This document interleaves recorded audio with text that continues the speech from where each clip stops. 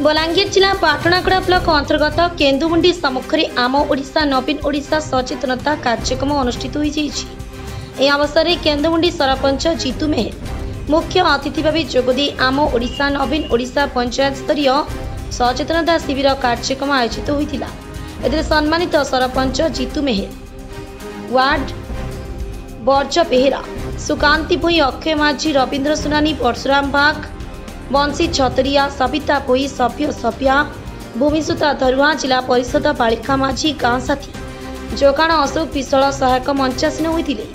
वृंद, मिशन शक्ति महिला वृंद, अंगनवाड़ी कर्मी वृंद, आशा कर्मी वृंद, विभिन्न गाँगुड़िक उपस्थित एसएचजी महिला वृंद, इपिकोर कर्मचारी वृंद, ओडिशा मिलेट मिशन कर्मचारी वृंद प्रमुख उपस्थित ए कार्यक्रम पीईओ राणा परिचालना करथिले।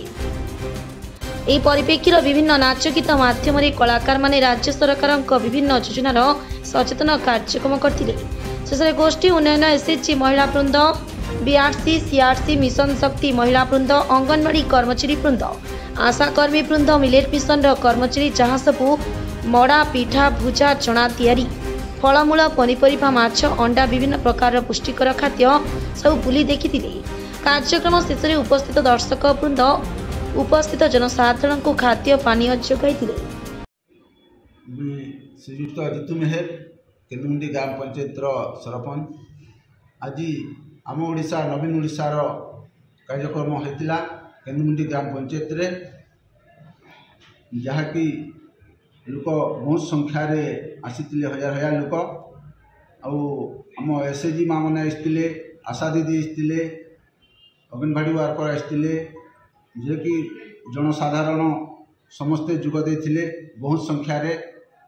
आज नवीन पट्टनायक जेनटा कि नुआ नुआ काम धाम आमर एलईडी माध्यम रे देखते, लोकनृत्य गीत माध्यम रे देखते, जहाँकि जेनटा नुआ नुआ योजना नवीन पट्टनायक जेनटा भी बाहरुचे सबू लोकर पाखे पहुँची। ब्यूरो रिपोर्ट, डुमाणी टीवी।